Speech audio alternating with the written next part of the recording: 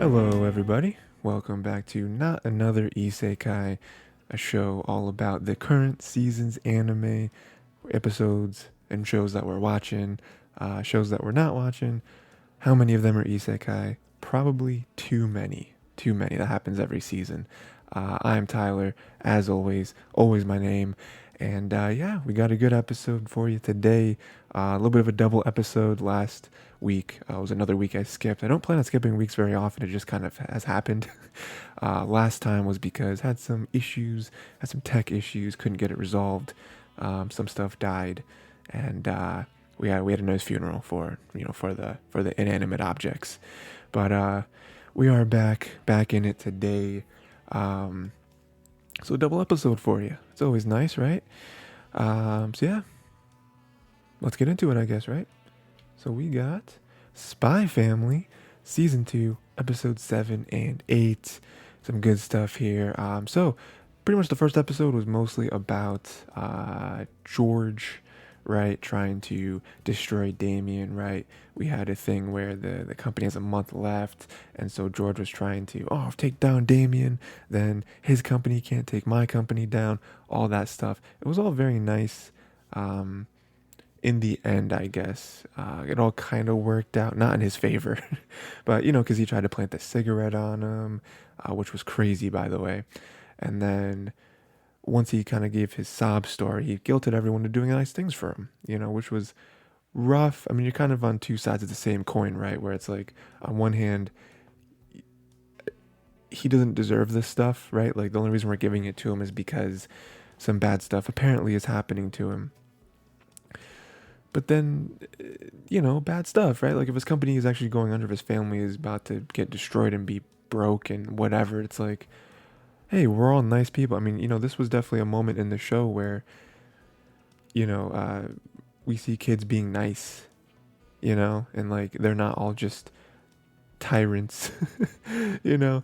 Um, we're actually being nice to each other, so that's cool, right, right, right. They all even sing a song. We have a nice song breakout number in the show, which I wasn't expecting.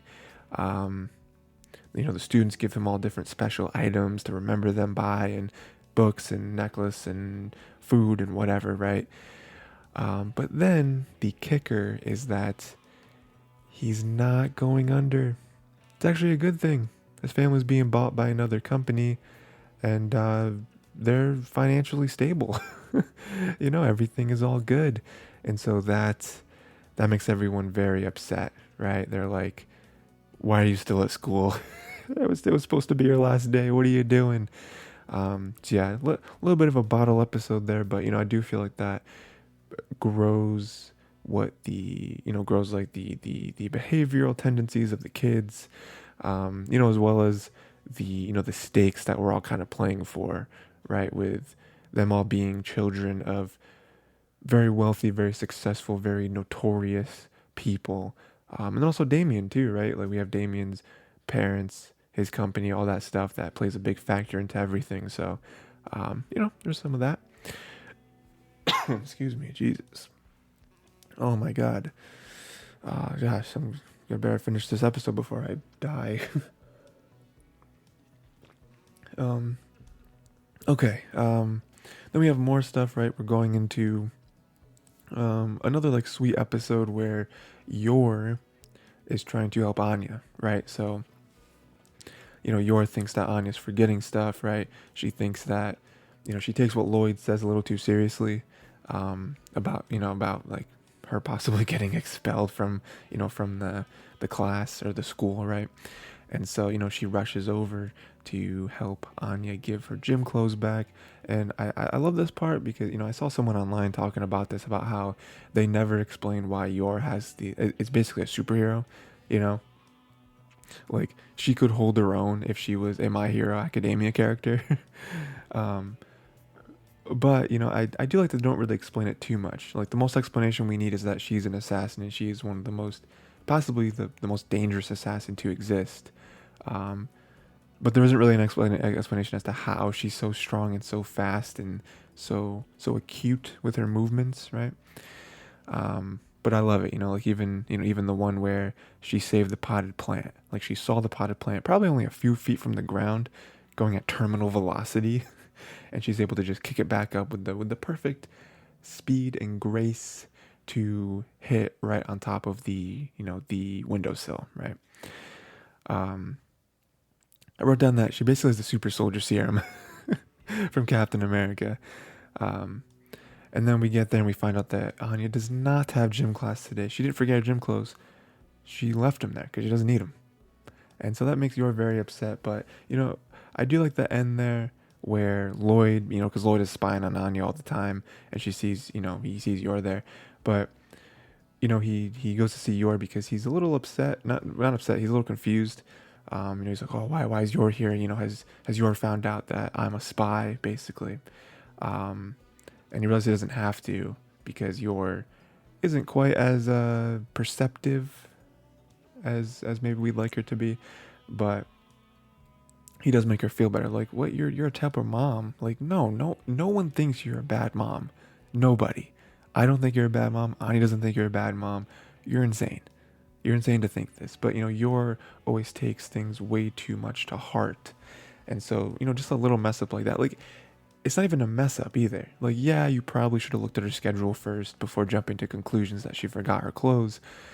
But it's like you wanting to go there and be secretive and try to give her clothes back. Like, that's what a good parent would do.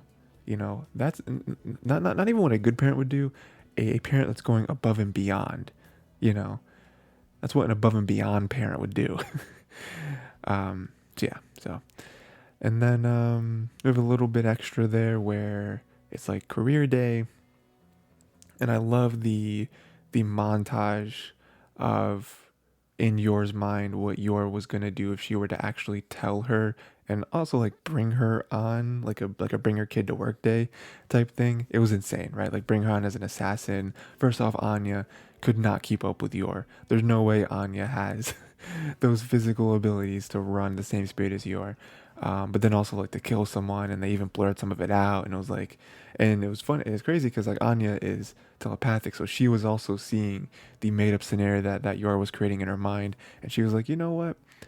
I'm just gonna ask Dad. I'm just gonna ask Dad about his job, and I love that because Yor really went through the whole thing, and it was like I can't do this. I can't show her what I do, which is so stupid because it's like, why don't you just show her the fake job? Why don't you just bring her on the fake job? Like, you still go to your fake job, you know? And then we have more so into Lloyd's job, and he's like a psychiatrist or something like that, right? And Anya has her own adventure where she finds a secret passage, finds people talking, all that stuff. And the whole time I'm like gripping the armrests of my chair because I'm like, why would you do this, Anya? You know what I mean? Like, Lloyd's gonna come back and find you, and then how are you gonna explain this? Because Anya does show moments where she is very careful, but it's moments like this where she's not. It's like, what are you doing? Like, you're so scared of anyone, especially Lloyd or Yor, finding out that you have these telepathic powers. How are you gonna explain that you found out his secret passage? You know what I mean? Like, there's already stuff that you would never have to explain that you try to explain in your head because you make them to be a bigger deal than they are. But this is actually a big deal. This is actually something that you should not be doing.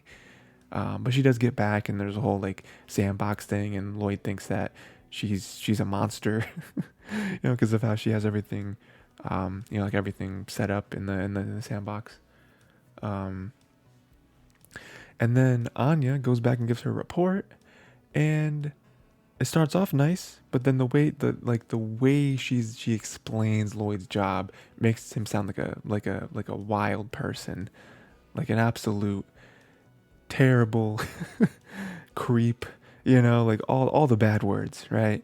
And Lloyd's able to go back and smooth things over, but it's just Anya meant well, but again, just the words she used, the verbiage and all that stuff was like, you're not doing a good job at this. You're explaining this very poorly. You talk about like, sometimes my dad hits his clients. I'm like, no, that's not what he said.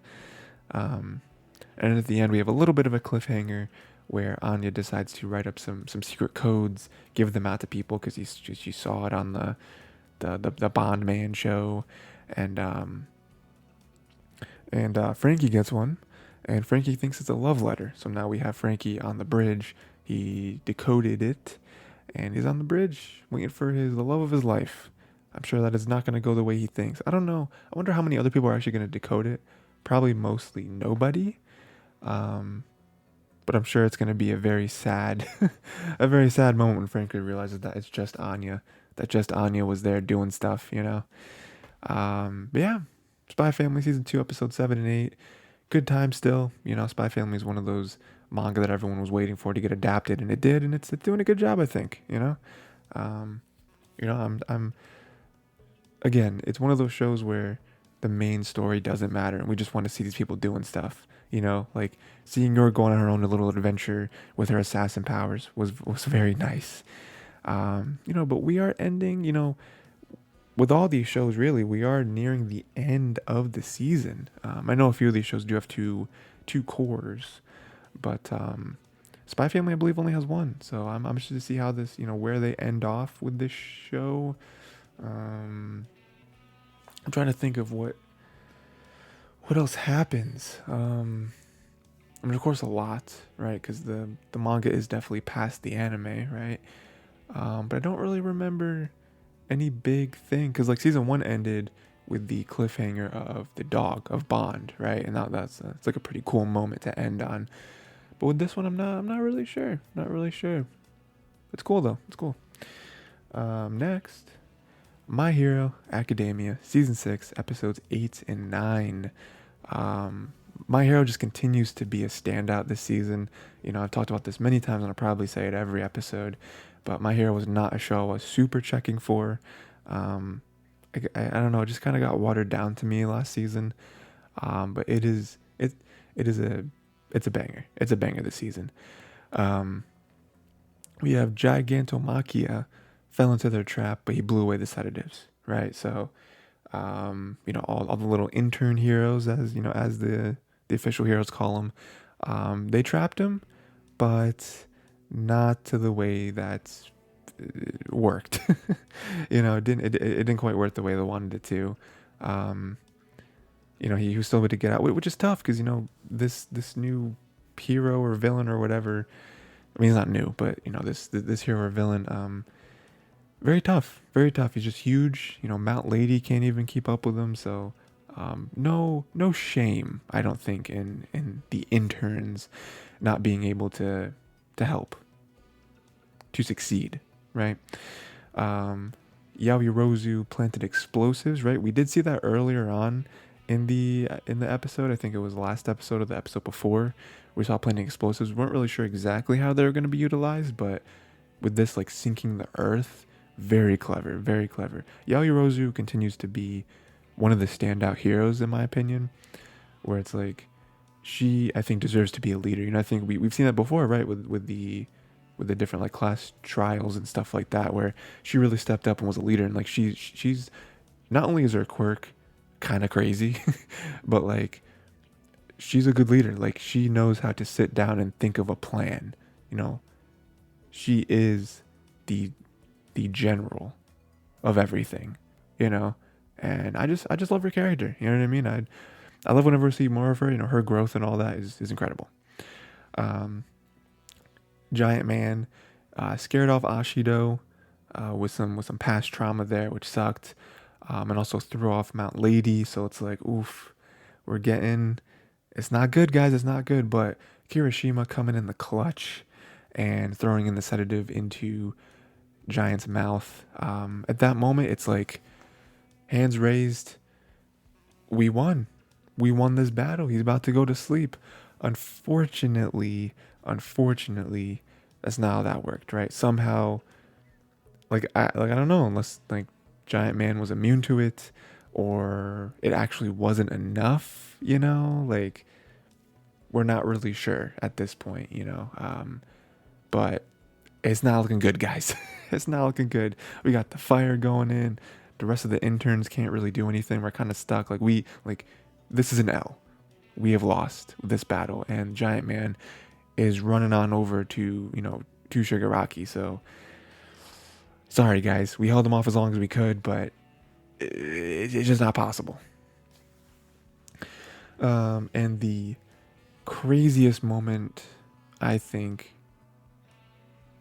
yeah, probably craziest moment of the whole episode was Shigaraki actually hitting Aizawa with the quirk killing drug. That's tough, right? That is how that episode ends. That is the episode of end of episode 8.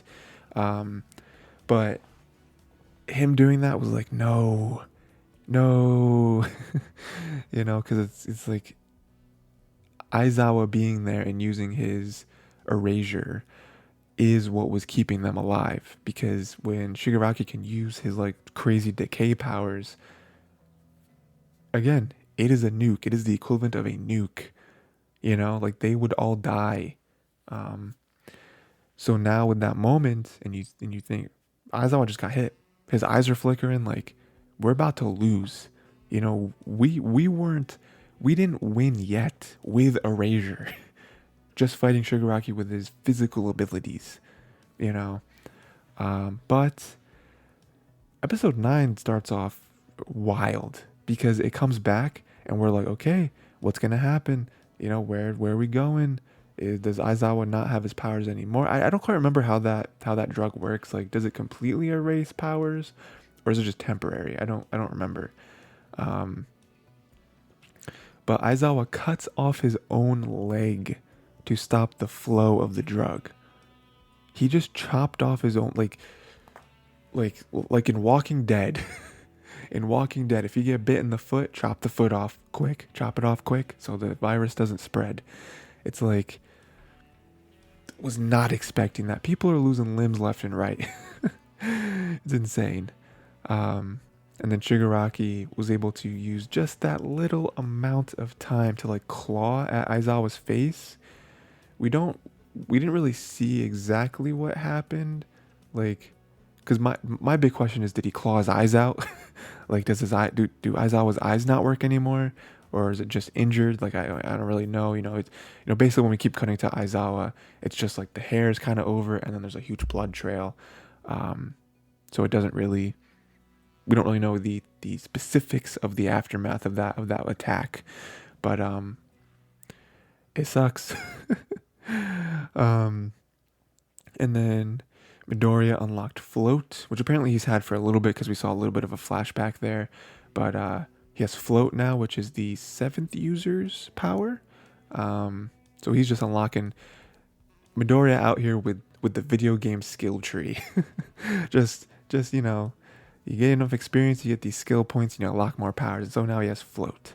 So along with his crazy just like one for all power thing, he now has the vine tentacle thing, and now he has Float where he can just fly, he can just fly.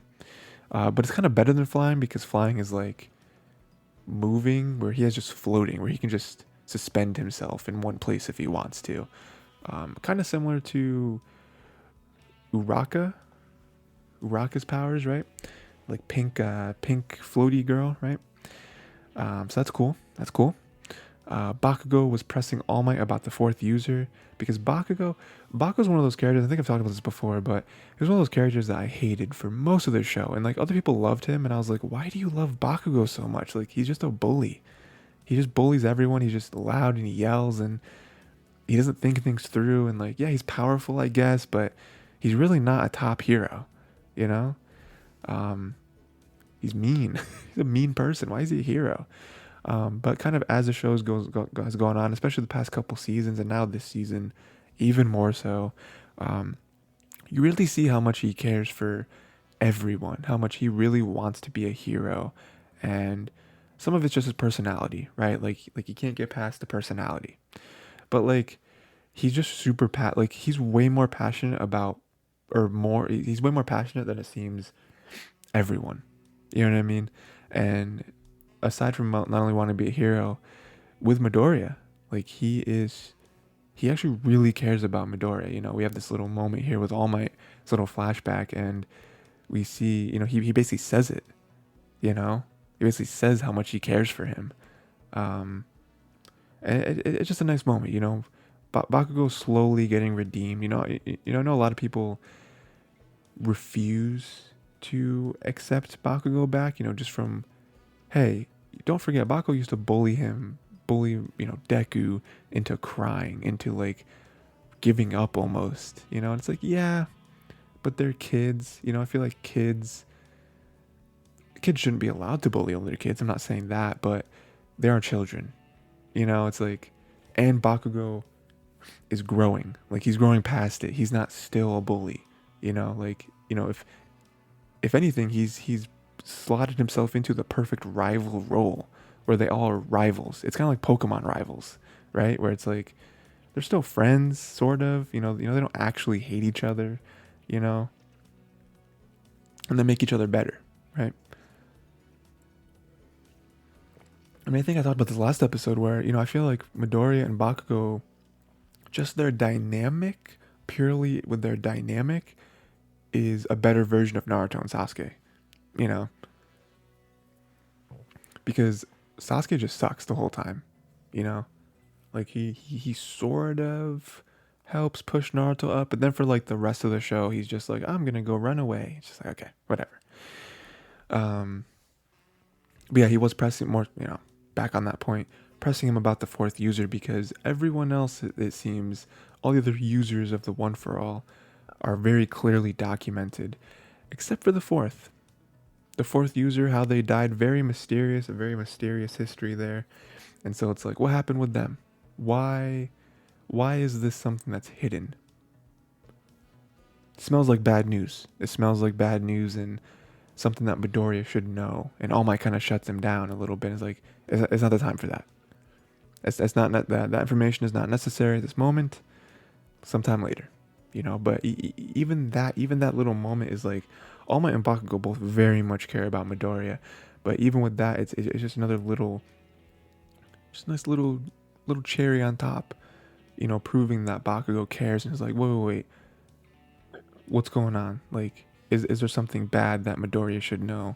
Like, you better tell me. I need to know this so he can know this.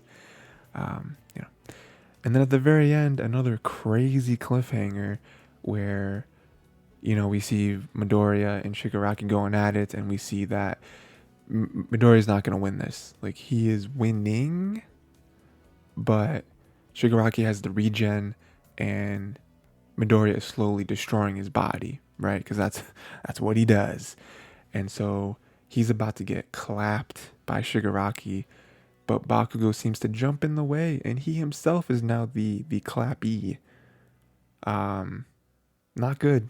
Not good, man. He's got a bunch of like little shards of energy through his chest. I don't believe. Let me just get in with the meta real quick. Bakugo's not dead. All right, we're just gonna lay this out here right now. He's not dead. Bakugo is still super necessary to the story, in my opinion.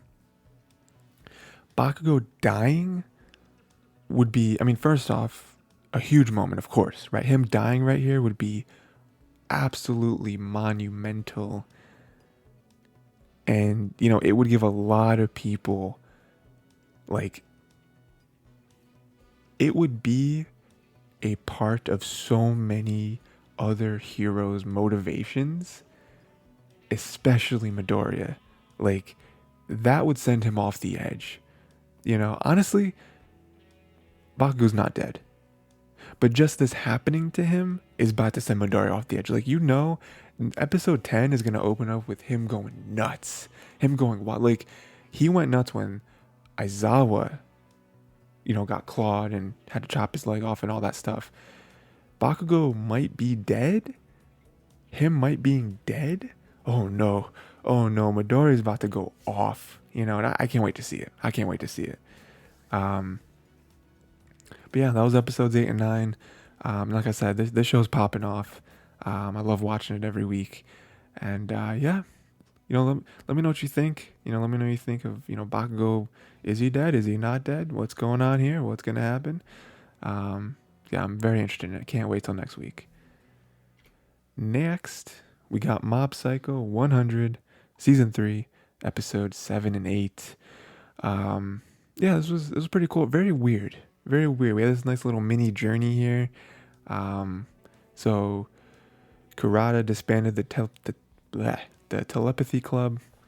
Because she's kind of burnt out, with everything that's happened, unmotivated, basically, right? It's tough to see, you know. The telepathy club wanted to find a telepath to make Kurata happy, so they find Takenaka, right? Who's a very reluctant telepath, by the way. Just because he used to do it a lot, but then he used to, I don't know, he kind of fell off of it because every time he would do it, like some weird stuff would happen, or he would feel very guilty, or he the people he did it with, some bad stuff might happen, some unfortunate stuff, or making them act out of character. So he was just like, I'm not messing with this anymore. But Telepathy Club is able to convince him to come along because it's like, hey, we need you. We need you to be here. We want to help Kurata, rekindle that fire within her heart and bring back the Telepathy Club because listen, we weren't, the rest of the Telepathy Club wasn't like super into the club in general. They were like, it's whatever. But seeing Kurata like that really broke all their hearts, you know. So they're trying to they're putting in more effort than they've ever put in into this dang club, to kind of bring her back and make her happy again. So they bring Takenaka to Kurata, also to Reagan, because I guess, Reagan's going to be the mastermind behind it. He has credibility, right? And so they're roping him into it to be like, hey, we're going to perform this super awesome thing. You're going to be the credible source to say, oh, this is real. And it's going to bring Kurata back, right? At this point, I'm just like, why not just have Takenaka do some telepathic stuff? I feel like that in itself would prove that telepaths are real, and that in itself will get Kurata to want to do the club again because them actually having a real telepath. But no, they're going with the spectacle. I respect it. I respect the spectacle. So Takenaka does the whole ritual that he researched and all that, and points out that it's pointless. Right? It's all fake. The book, all his research came from, is lies. There's no base to it. Kind of tough, but Reagan being the good guy that he is, because we all know Reagan's the best guy, he comes in and he's like, hey, that's okay. That is okay that all this is fake because you learned something. This is an experience that we all have, we all shared, and we're going to walk away with more knowledge and we can push forward towards our goals with that. And it's great. Reagan brings them all together, hypes them all back up, and they're all into it. Kurata's back. Kurata seems to be pumped. And as soon as she says, we're going to communicate with aliens again, aliens show up. And let me tell you, boys and girls and everyone in between and outside, wasn't expecting aliens, I'll be honest. This show is pretty ridiculous. They get into some crazy stuff, right? We have all the little spirits and psychic powers and all that junk. Wasn't expecting aliens. Didn't expect that to come. Like the whole time I was like, this is fake, right? This is something like Mob and Reagan or something cooked up to just have some crazy experience. But no, as far as we know, this is real. Some real aliens.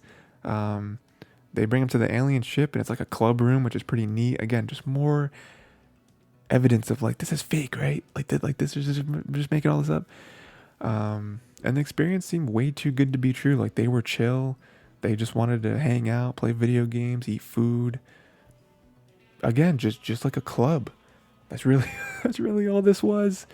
But the like crazy like Shyamalan twist at the end was that Inukawa like was still with them, like he got stuck with them or something, and he just lived out this whole other life where he couldn't communicate with them or he couldn't figure out how, and so like he like became their champion because like he was different, but then he also like, I don't know, he ate food, he went crazy, like the food turned him into something, he had this weird energy, he became like a sponsor, he helped people out. He defeated their greatest enemy.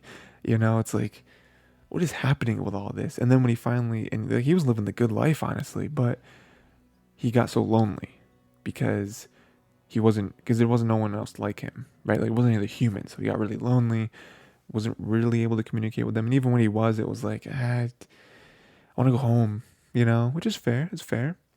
I think I would have stayed, honestly, but, and you could really tell him to go back home. His mind was a little fuzzy. I don't know how much he's gonna be able to tell them about it. It would be pretty funny for him to go back and be like, I don't remember any of it. For him to just kind of explain that away. But yeah, that was, again, just as much as I wasn't expecting the aliens, I wasn't expecting a little like 5-minute montage of Inukawa becoming their champion, becoming their king, and then coming back and being like, yeah, that was neat. you know?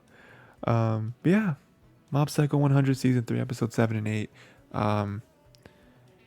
It's cool, man. It's cool, we had the nice, like the long first arc there with the broccoli demon. And now we have this little mini arc with getting Karada back and the aliens. Now there's about 4 or 5 episodes left. I imagine it's going to be all its own thing. I don't know where it's going to go, because it just kind of ended with that.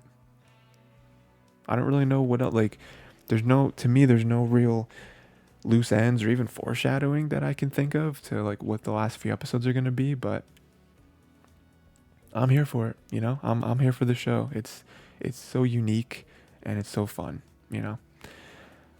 Next, we got Blue Lock, episode 7 and 8. Blue Lock continues to be incredible, right? Like, sports anime are so legit, and this one is no exception.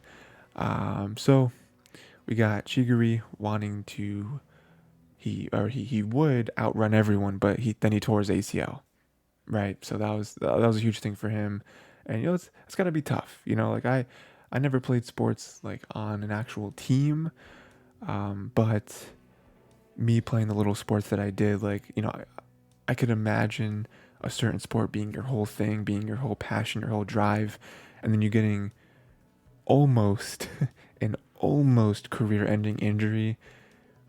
Mentally, that's got to be worse than whatever happened physically, because now you are Chiguri, where you're like, if this happens again, I'm done. I can never play soccer again. It's like Rock Lee and Naruto. It's like, hey, you're lucky to be able to do ninjutsu at all, or just be a ninja at all. If you get injured again, not only will you not be an ninja, you might die. But then in the game, he kind of realizes that he's not scared of tearing his knee. He's scared of losing who he is. Like, if he breaks his knee again, whatever, he doesn't like physically, he doesn't care.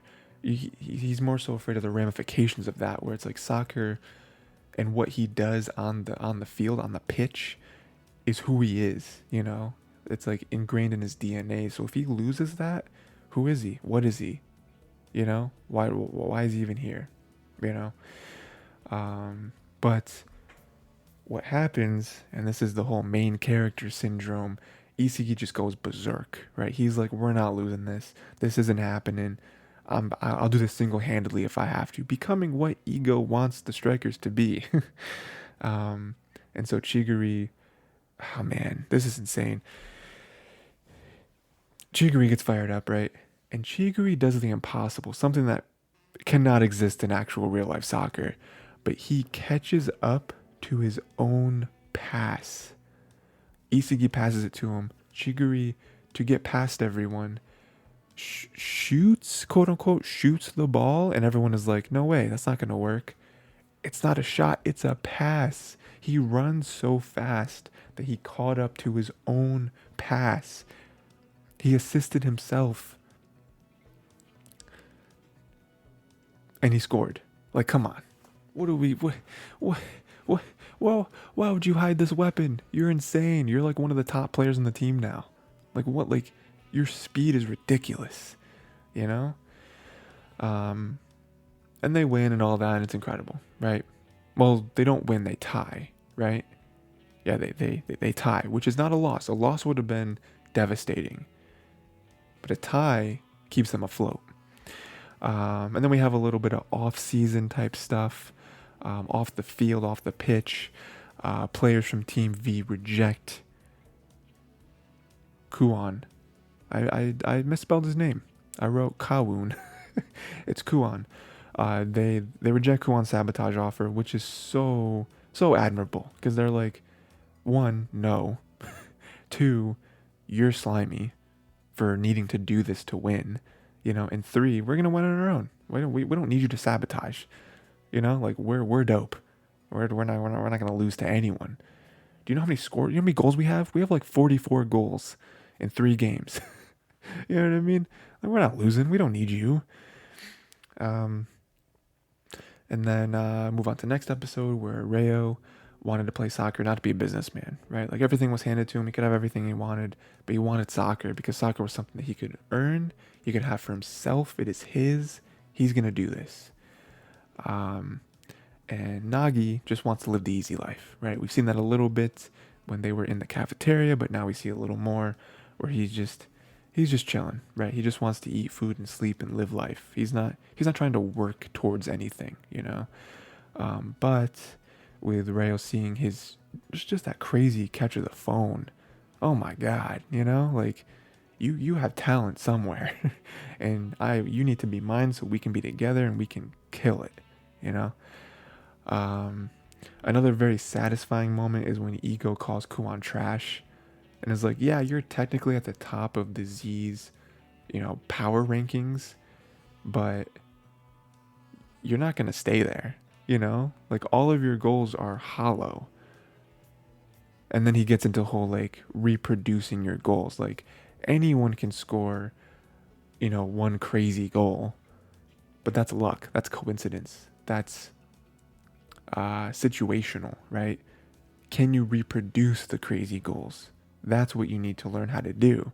Because if you can do the craziness over and over and over again, then you're a threat. Then you're a real threat that that people have to tag, right?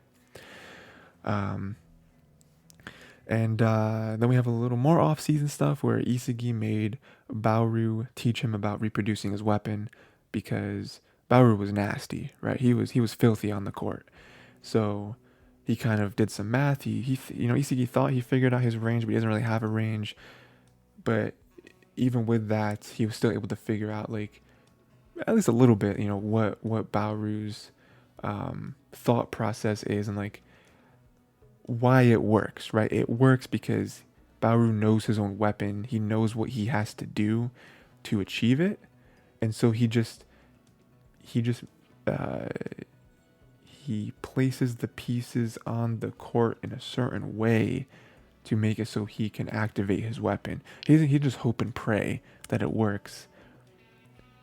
He knows the cause, and so he gathers the pieces to then execute. And I think that's one thing that Isagi had to learn, where it's like he can just smell a goal, right? He has crazy situational awareness, but it's like you have to know how to activate it. You have to know how to utilize it. You can't just play your best in every game and hope that you score a goal. Like that's not going to work. That's kind of what Ego was saying, where it's like you have to create the opportunity to use your weapon. You can't just have it fall into your lap every time. And then we have Bakira. Bakira just wants to win so he can keep playing soccer with Isagi. And I love that. I love the little bromance that's going on between Isagi and Bakira, where the team is acting like a team, of course, but Bakira is really the one that's like, he seems more genuine. Like, of course he wants to win. Of course he wants to be go on the World Cup and all that stuff. But he seems like the only one that's like legitimately Isagi's friend. And he's like, no. Like, I want to keep playing soccer with you, And I love that, especially with other sports anime too, where it's like there's teams and then there's people who act like friends and like, no, I want to keep playing with you. Like, you're incredible. And then we have a little bit of a start to the first game here at the end, where Team V perfectly copied Team Z's counterattack, right? Because you're looking at it and you're like, oh man, Team Z's kind of killing it. Like, they took the ball, they read the plays perfectly. They missed, but it was close. It was close. This might, this might not be a shutout the same way that we thought, with Team V's reputation. And then Rayo and Nagi are like, oh, that's cool. Let's do that. And and not only did they copy the counterattack, their version worked. They actually scored. You know what I mean? So it's like, and then Nagi at the end is like, huh, why didn't you just do that? It's like, okay, this guy's a problem. This guy's an issue. Yeah, Blue Lock episode 7 and 8. Again, the show's incredible. You know, I love them playing with the different pieces. All the different characters kind of get their moment to shine. And then even not only on Team Z, because I feel like there are some sports anime out there that too heavily focus on the protagonist team, and you don't really see too much of other players. You know what I mean? Like, you just don't. But I feel like this show does a pretty good job of introducing other characters in there and showing us their powers. And, because we have Reo and Nagi, who I think are going to be the Star 2 members, that we see throughout this game, just because we kind of got backstory of theirs and all that. But even more characters too. You know what I mean? There's a few other people on Team V that we've seen so far. So this game is the one, because remember, they have to win this game. They can't tie. Tying means they'll get bumped down because of their score differential, their goal differential, right? So they have to win this game. And again, this show, just to play the meta here for a second, the show is 20 episodes, I believe. No, the show's 24. So it's 24. It's a full 2 course. So it's like, if they lose, what is the show? Again, if you think like that, it might take away some of the suspense. But even then, it's like, maybe they do lose and the show pivots. And, again, the blue lock. The blue lock could mean anything. We don't know. Maybe they lose and they still come back, or they get shuffled around, or like, we don't know how the blue lock works. We only know what Ego has told us. There could be a million different other contingencies and different secret things and whatever. So maybe they do lose. I don't know. Again, like, how are they going to win? Like, we've seen all their weapons. Is Isekai going to single-handedly win? That seems a little too plot armory, So we'll see. We'll see.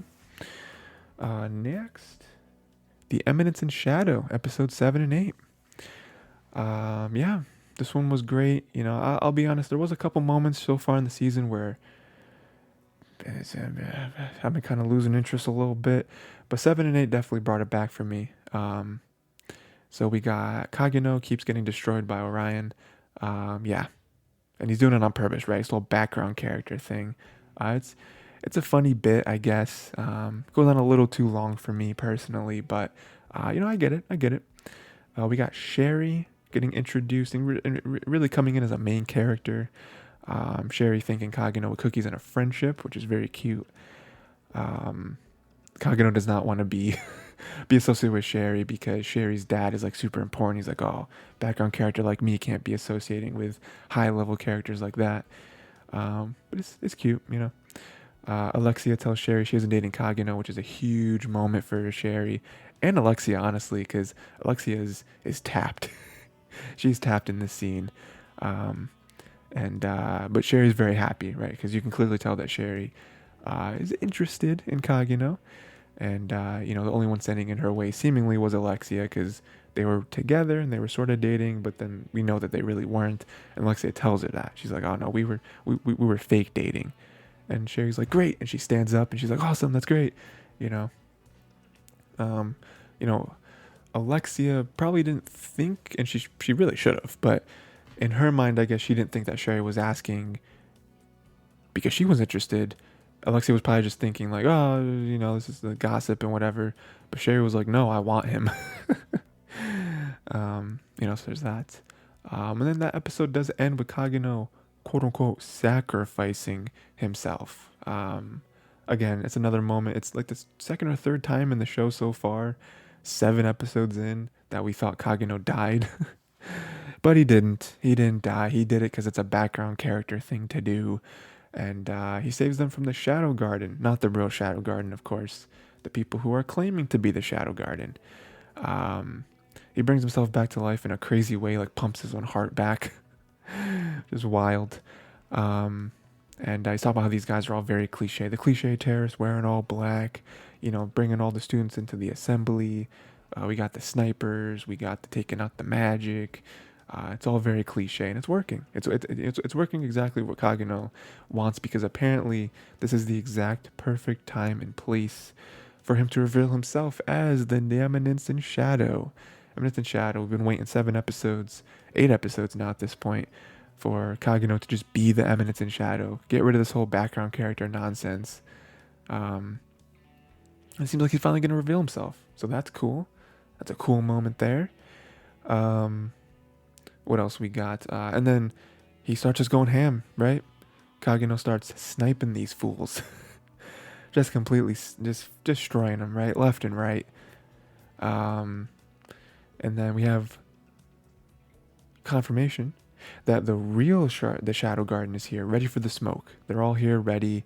Magic not being able to be used is kind of tough, but they are all still pretty capable, and there are a couple of them that are like still lethal.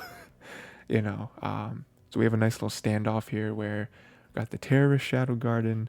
Not really sure what they're trying to do. I mean, I guess we've the little inkling that we have is they're trying to use that one artifact to steal all the magic. But even then, it's like, but it's gonna explode. So it's like, are you just out here killing everyone? Like, I don't like. We still don't quite know why you're doing what you're doing. It's kind of strange. But then we have the real Shadow Guard in the wings, waiting. I can't wait. And then at the very end, we see that Sherry will use this artifact to stop the other artifact. So basically, the one that Sherry has is like a long-term storage, right? So if we connect the two, then we can stop the other one from exploding when it reaches its max capacity. So yeah, that's kind of where it ends. Next episode is where everything's going to pop off, I'm sure. It's where Sherry is going to hopefully use her artifact. It's where the Shadow Garden is about to drop in, most likely. Eminence in Shadow, Kageno is going to come in. He's going to finally reveal himself. He's going to be the king, going to be the lord. So yeah, I think next episode is really where everything starts to culminate. This show is 20 episodes, so not quite nearing its end. We're nearing the halfway point of this show. But yeah, I'm very interested because I don't know where the show is going necessarily. If he does reveal himself as the Eminence, I feel like they're going to take out the fake Shadow Garden pretty easily. Especially when that pops off and they're able to use magic again. So with that, it's like, is there someone like higher than them that is controlling everything, that is kind of the mastermind? Not really sure. But either way, I think next episode is going to be really good. So very excited for that. Next, we got More Than a Married Couple But Not Lovers, episodes 6 and 7. This was great. Again, this show continues to be what this show is. So if you like it, you're just gonna keep liking it. If you don't like it, don't watch it. It's not gonna change. If you don't like it at this point, you're not gonna like it anymore. So we have once he called Akari, her first name Akari, then she called him Jiro.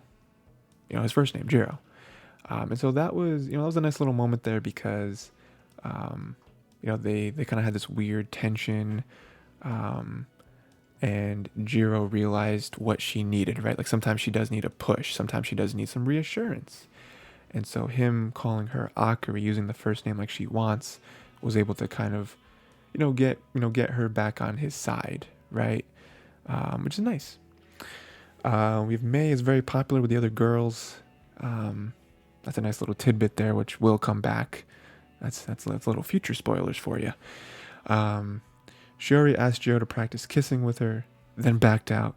Then they did it on accident. So that was a moment, right, where Shiori is being very bold, right? Because we know Jiro's not going to be the one. Jiro's not going to be the one to break this ice. So Shiori has to be. And so she's like, I want to practice kissing so that, with Tenjin, blah, blah. And, Jiro is kind of meh on it. He's like, I don't know if we should be doing that. They're very close to doing it. And then they back out. They're like, oh, no. Actually, on second thought, this shouldn't be happening. We're in school, Tenjin, Akari, all these people. And then and they stumble, they get startled and they stumble and they accidentally kiss each other. And it's like, oh no, it's okay, it's okay, it's cool, whatever, but even that, that is a moment, right, where they're able to break the ice a little bit, and that moment's got to come back. It's got to come back. That happened. Neither of them can deny that happened. and and so now Akari thinks that Jiro and Shiori were doing lewd things in the nurse's office. Because the way it looked through the curtain, it looked like they were doing a little more than that. You know what I'm saying? But they weren't. And it's not really fair. I remember this scene. It's not super fair, especially because this happened with you. Jiro thought, again from a secondhand account, Jiro thought that you and Tenjin were doing something when you weren't. So you being on his case about this, doing something when they weren't. It's not really fair. I mean, I guess technically they did actually kiss, but it was an accident, And what he thought you did was just kissing. You thinking that he's doing something way farther. So, that's just my 2 cents.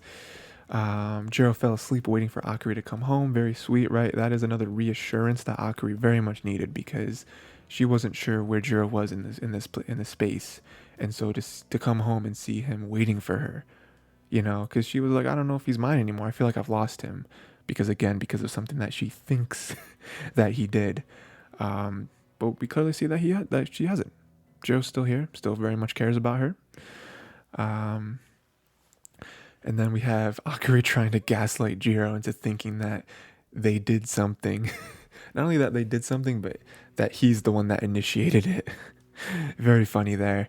And now Akari, quote unquote, hates Jiro. Because she keeps pushing the narrative in her own mind that Jiro doesn't want to do those things with her because she's not Shiori. But that's not the case. That's not true. And we know that's not true.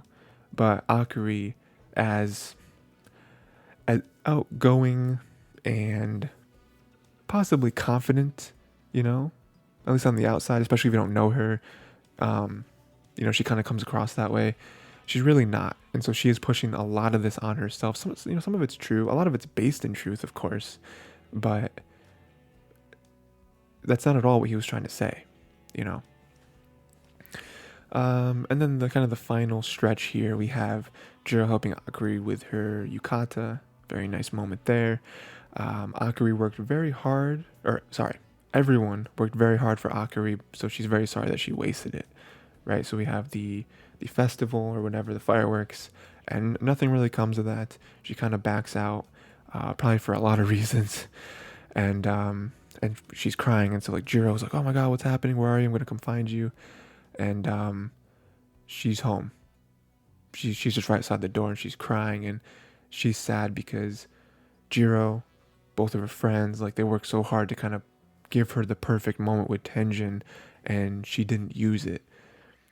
And it's just Akari, no, you don't have to be sad about that, And then she's and then Jiro's welcome home. You're here, I'm here, it's all good. And I do love that, because again, Akari needs these sorts of things way more than Jiro does, because they're just two different people, two different personalities, and so Akari does need this constant kind of confirmation of certain things,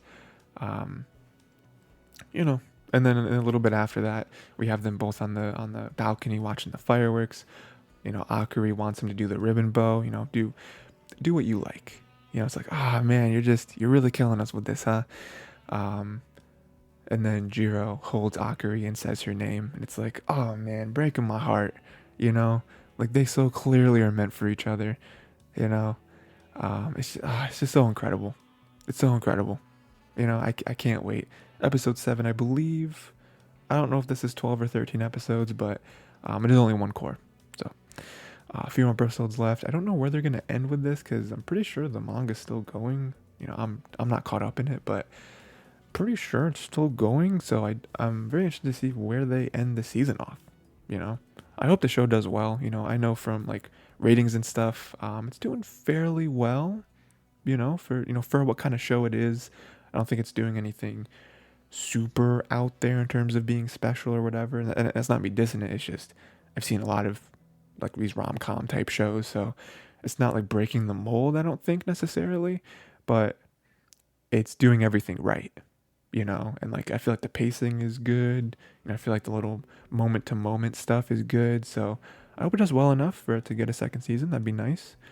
Um, I feel like the whole like uh what's the like best couples or whatever, those like ratings are usually pretty high, and I feel like the score itself is pretty good. So yeah, good show, good quality rom-com if that's what you're looking for.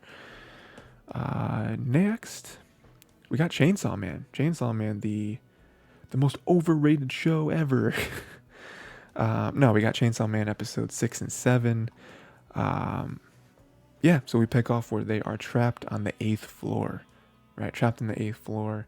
This is where everyone goes crazy. Everyone goes a little nuts, right? Kobeni wanted to go to college too. That's why she joined the demon academy because it was either this or selling her body, and she was like, I'm not doing that, so I'm gonna do this. Power wants to get the Nobel Prize because that's true power. That's true authority and respect over the humans. We see that Himeno was the one that gave Aki cigarettes. So we just made him an addict. So that's cool. He's gonna die earlier. He's gonna die earlier in life because of you, Himeno. The devil wants Denji, and Kobeni was willing to oblige. The devil was like, "Hey man, listen, guys, listen. I got a proposition for you. If you just kill Denji, give him to me. Listen, you can give him to me dead or alive. I don't care. Give me Denji. I'll let you all go. That is on my contract." And Kobeni was going nuts. She was losing her mind. So she was like, "Yeah, I got a knife. I'm gonna kill him." Which is wild. I don't remember that. But little old timid Kobeni trying to kill Denji was very funny. They obviously take her out because they're like, "We're not killing Denji. We're devil hunters. We're not human hunters." They pointed out, which I feel like is important. Everyone want to take note of this. The word contract is vital. Devils, I'm sure, want to get one over on you, all that stuff. But the word contract is binding. Truly binding. Like, if a devil offers a contract, like a proposition in the form of a contract, and they go against it, oof, very bad things. They didn't really say what'll happen, but I imagine maybe they die, maybe other devils come after them. Again, it's kind of like the whole like respect thing, where it's like, hey, this is actually a real thing that we have between devils and humans. We can't go breaking it. You know what I mean? Like because that just destroys everything. It just causes pure chaos. Which, contrary to popular belief, devils don't just want chaos. And Kobeni is tapped. Yeah, she's going nuts. Like, her whole thing is just kill him, right?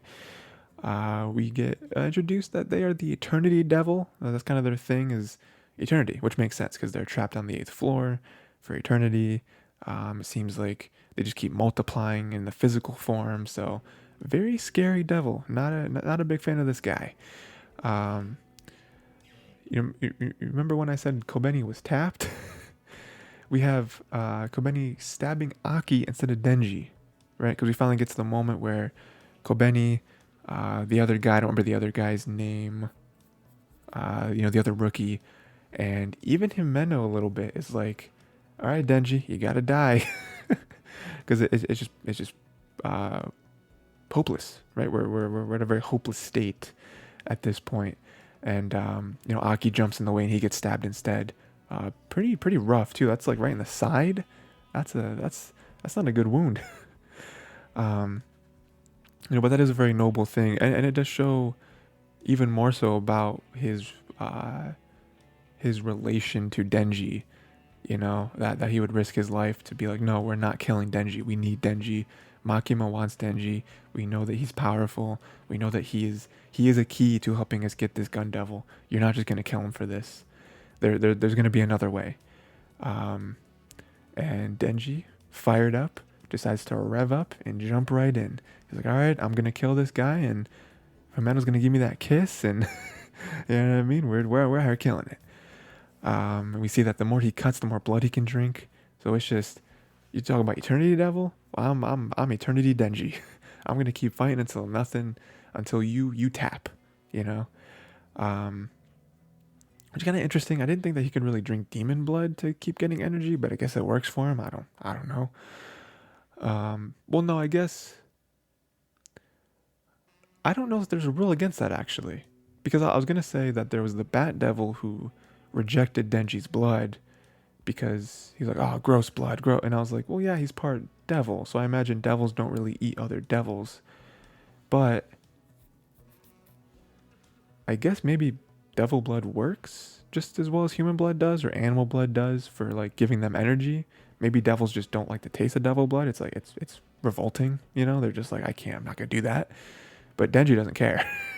Denji will literally eat anything, and we'll see that, unfortunately, in just a few moments.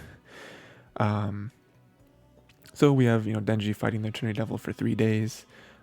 3 full days. 72 hours this man fought the Eternity Devil. Until the devil just gave up. He was like, listen, man, this is my heart. Just please kill me. Please put me out of my misery, please. I don't want to do this anymore. It's like a good old Doctor Strange and Dormammu action, where he was like, we're going to be here for eternity. And Dormammu was like, please just leave. I don't want to do this anymore. You've trapped me. And we have a nice little celebration where Makima just downs beer. I'm like, where does she put all this alcohol? Himeno's out, Aki's out, and it's like Makima still looks sober as can be, sober as a grain of white rice, What do we, what does she have a contract with the alcohol devil? Like, what is happening? And there's the moment, right? The moment that I remember from the manga, remember being very gross. I was very happy to never experience that again. And now the show exists, where that moment, the kiss scene, was animated. Didn't need to see it animated. Didn't need to see that, I realized. They blurred it, which is very nice of them. Very, very, very happy that they did that.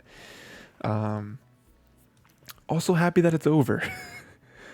Also happy that I never have to see that again. Unless there's a new medium that they're gonna build this into. And then Himeno asks Denji if he wants to do it. And it's like, man, you still a little tipsy? You still a little on the edge of there? Because it really doesn't need to happen, We also see a little bit of her being jealous of Makima, like Denji's all over her, Aki's all over her. It's like, why do you like her so much? That's very interesting. Another thing I wanted to point out too, which I thought was really funny, is like Denji not wanting Makima to see him kiss anyone. It's like, hey, Denji, you kissing someone? He's like, no way, I'm not kissing anyone. And Mano's like, wait, so we're not kissing?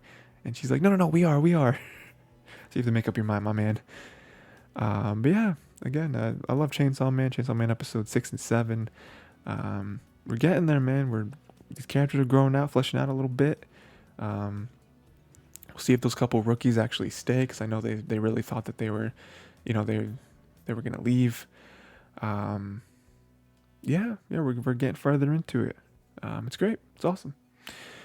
Next, Do It Yourself, episode 7 and 8. Yeah, the show continues to be incredible. I love it.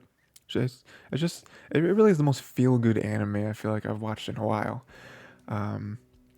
We have Ray's family owns a hardware store, which completely tracks. Like, what else would Ray's family do? Ray still has the bookshelf that Serafu helped with, which is a very touching moment. Because Serafu is aware of her own abilities. She knows that she's not really that good at DIY stuff, but she still loves doing it.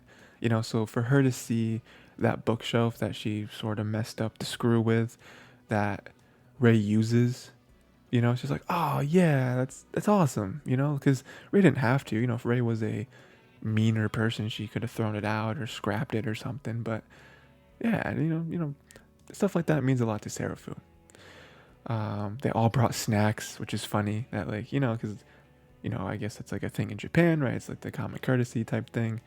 Um, they all bring stuff, and all the stuff each one of them decided to bring was snacks, which is I am mad at that. You want to bring me snacks? I'm totally for it. Um, then they decided to make some resin necklaces, some coffee drippers, some tablet holders, right? So we're getting into that hustle phase. We're like, okay, we don't have the money to buy what we need, especially those little those like special screw holder things, right? Those are the expensive joints, right? So we're going to build a lot of stuff on our own and sell it. We have these little things that we can, the materials themselves, very low cost. Some in many cases they're free, and we're gonna turn that into a profit. So that's very nice, right? They're using DIY to build more DIY.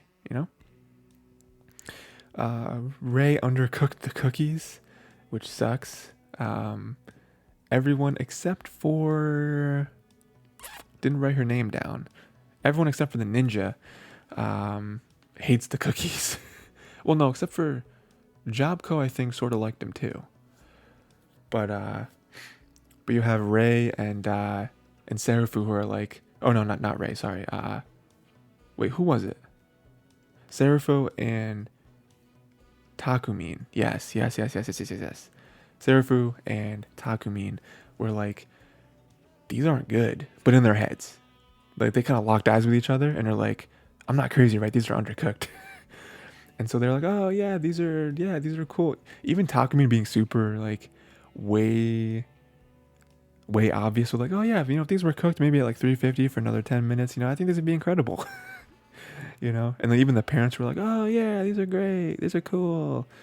But the ninja loved them, and so Serafu was like, here, you can have all of them. You can have as much as you want. I don't understand how you undercook cookies. I can understand overcooking them, like maybe just accidentally overcook them, like you're not paying attention and they stand for too long. I understand that, but undercooking them, it's like like check them. Like check the cookies before you turn off the oven. You know what I mean? Like you can tell when a cookie's undercooked. I don't know. And we have a really nice moment where Takumin makes work aprons for everyone, right? They're kind of matching. I mean, they all kind of have their own style for each person, but they all have the little DIY logo on it, which is so nice. And yeah, it's one of those things that brings them all together even more. Like we are a club, we are friends. We're doing this together. We're working towards this goal. We're here for it. And then unfortunately, none of Serafu's creations have sold. That's just a sad moment, because again, like I said earlier, Serafu's aware of her own abilities, but none of her creations sold. None of her necklaces or anything. That's so sad. That's so sad. And even Takumi trying to come in the clutch, be like, oh, what if we put them on a discount or something? And it's like, on one hand, it'd be nice for them to sell, even discount. But on the other hand, it's like, oh man, my stuff has to be lower price to sell. Thanks, friend. And then we got Serafu's concept art again. Very ridiculous.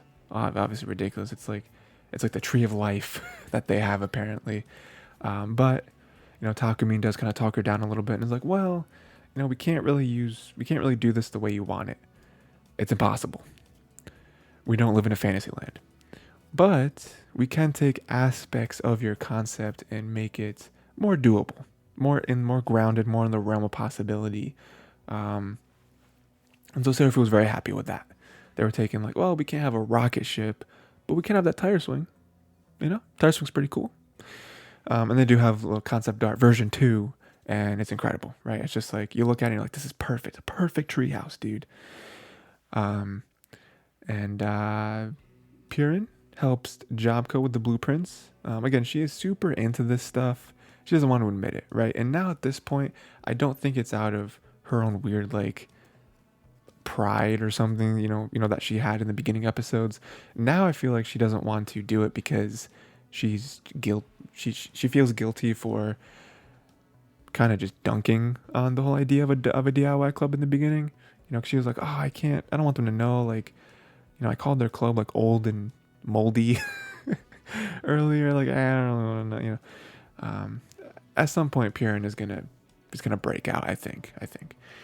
Um, and then we have a little bit of a cliffhanger here, where Seraphim wants to show everyone something at her house, which was a little bit foreshadowed earlier when we heard noises, some construction-esque noises coming from her house earlier on, and like Purin was like, "What's going on over there?"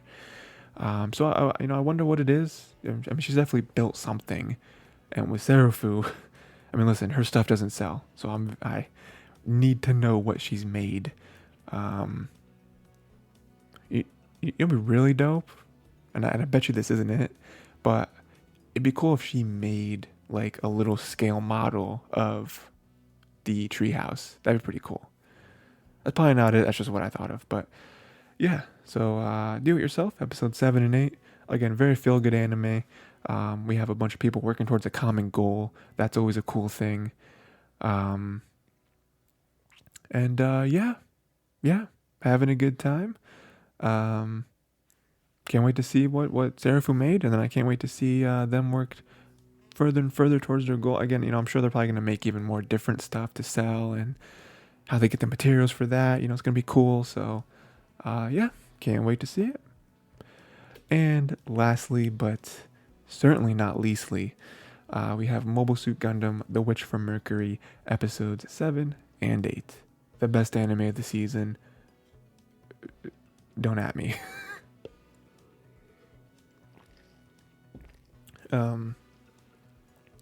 So yeah, again, my favorite anime of the season. I know the popular pick is probably Chainsaw Man or Mob Psycho or My Hero, but I just love the Mercury show. I just love it.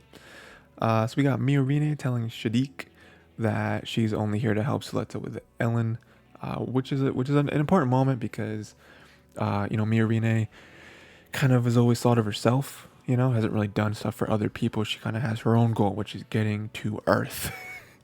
That is what I want. If you do not help me get to Earth, I don't want any part of you. A little bit of character growth there, right? And then we have a moment where I kind of feel like Prospera, which is Suletta's mom. I kind of feel like Prospera is like negging Miorine. It's like why like she's saying certain things, like seems like she's kind of offending her, but I do see the merit in it afterwards, and we'll get to that after. But like in the moment, I'm like, why is she like this? Like I don't know. I thought she would be a little nicer, a little, what I mean, but I guess not. The real Ellen has cornered Suletta into kind of saying that the Ariel is a Gundam, and this is the moment in the show in this episode, that I was the most upset. Because I was just like, because I was thinking, and please guys, correct me if you think differently, but did she really come out and say it was a Gundam? Like, I feel like the line of questioning was, oh, I mean, when we dueled, didn't you think that there was like a connection there, between like you and your mobile suit, couldn't you really just feel it, was it just like that feeling, And Soletta was like, yeah, I did kind of have like a feeling, and they were like, Gundam, and it's like, does that prove like like she could have just been talking like emotionally or like spiritually, like, oh yeah, I kind of had, I kind of felt like, I was really feeling it. I mean, because like that to me was the equivalent of someone in basketball who's like, oh man, I was really feeling it last night. It was like, me and the ball were connected. I was it was like, it was like the ball was an extension of my body, and because he, the basketball player went crazy and scored like 50 points and had 15 rebounds and 15 assists, and going nuts, right? That's a crazy stat sheet. that's kind of the equivalent of what I felt like Suleta was saying, you know? Like, I don't think she was like, oh yeah, it felt like a Gundam. She was just like, oh yeah, I kind of did have a feeling that it was like, I was really feeling it that day, you know, like with the moves and the weapons and the what we were doing in the fight and everything. Like, I don't really feel like she was incriminating herself in that moment, but you just kind of were like, got it. She said they're connected. It's a Gundam. Like, I don't know. I feel like you jumped, like, you made the dots connect when they didn't. I don't know. Um, but yeah, where are we? And then the Benerit group wants to dispose of the Ariel, right? Because it's like against their whole thing or whatever. It destroys what they stand for. I don't care. Miorine got Gundam Inc. funded. That was a whole thing with like, okay, we're going to start a company where we're going to research Gundams and we're going to focus on the preservation of life through the Gundams, and we're going to prove that Gundams are not bad. And it didn't succeed at first, but then she went to like her dad and was like, I want you to fund it, you know, because she was like going against what Prospera said, talking about it was pride. And she's like, it's not pride. And so she kind of took what she said and flipped it and kind of proved herself, right? And you know, in that moment at least. So it's really cool, you know, the idea of trying to change the narrative about Gundams, you know, especially through Suleta, where it's like, Suleta's not a bad person if you get to know her. She seems fine. Like, do we know that it's like eking her life force? You know, like, again, there's way more research that has to be done with all this, and it will be done, as we've seen, as you know, Prospera hands Miorine over all the data and stuff, all the specs. Because Prospera does tell Suleta, in front of Miorine, that the Ariel is in fact a Gundam. It is. It certainly is. Which is funny because we went this whole time thinking it wasn't. We thought it was some other piece of tech that's like, oh, it's not a Gundam. It's better than a Gundam, right? And then Prospera's like, no, I mean it is. It is. Just like, okay, cool. Awesome. Glad to know.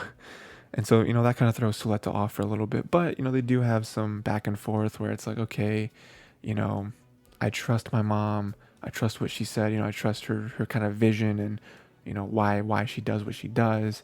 The whole analogy with the robot arm, you know. You know, Miorine isn't convinced. You know, Miorine still has her own little hesitations about it, and like, you know, I feel like you should be a little more concerned about like the fact that you're able to pilot the Gundam, you know. But as of right now, there's bigger fish to fry, I guess.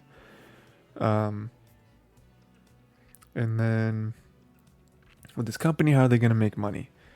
No one there wants to do it and wants to build mobile suits, Gundams as weapons, right? We don't want to build that tech because we're all dealing with that. Like, we're all from Earth where war is happening, and you know what I mean? Like, it doesn't really mesh well. So the other option is to use it for medicine, is to do different medical advancements, save lives, right? The opposite of weapons, which would be destroying lives. Through proxies, lives would be saved, I guess, but this is purely helping people. And that gets everyone riled up in a good way. Where it's like, okay, yes, we can do this. We got the tech. It's going to be crazy. We're going to help people, right? In a way that we haven't before. And yeah. This episode does end with some shady stuff, including Shadiq planning to take Miorine's company and Ariel. So whenever there's good stuff, there's always bad stuff, right? Like, it finally seems like they found an avenue where they can prove what they got to prove to everybody, right? But there is some subterfuge happening, and we'll see what happens with that. You know, the higher you get, the more people want to take you down. So we'll see. We'll see what happens with this company. We'll see how much funding they get. We'll see what they actually innovate on, and what happens with Shadiq and the other people, anyone else that's trying to use their company for their own gain, right? I'm interested to see. Yeah, that was Mobile Suit Gundam Witch from Mercury, episode 7 and 8. 7 and 8. Having a good time. And that's the show. that is the show for today. Actually, it wasn't too much longer than I thought it was going to be. I thought it was going to be much longer because I was doubling up, but I guess not. Yeah, so that is not another Isekai. Those are all the shows I'm watching. Um, Let me know what you think of all the different shows. Let me know what your thoughts are. Let me know if there's anything I didn't really pick up on, because I'm sure I miss some stuff all the time. Um, I do want to note that at this point, I'm very happy with all the shows I'm doing so far, all 9 shows. Don't think I'm thinking about dropping any, and since we're so deep in the season, like we're on episode 7 or 8 or 9 of some of these shows, probably not going to drop any of them. I can't really see myself dropping them at this point. But on top of that, I do want to say that I do have a few different possibilities in terms of maybe adding some shows, pretty late in the season.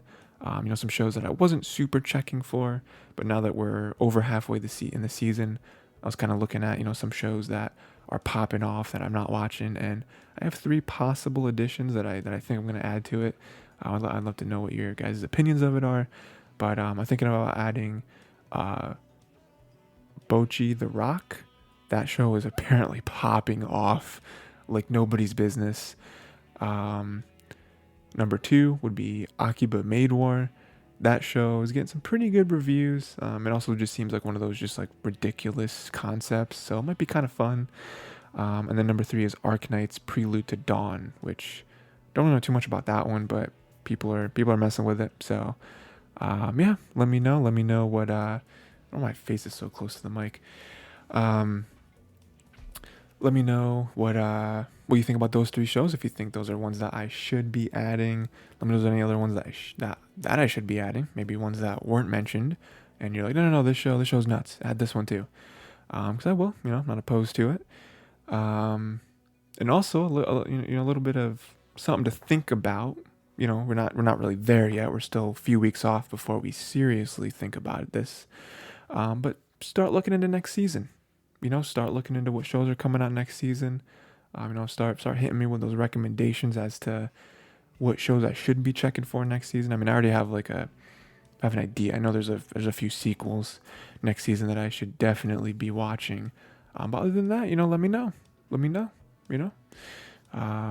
The first couple weeks or so of this podcast are always, a big like testing phase where it's like, okay, there's a bunch of shows.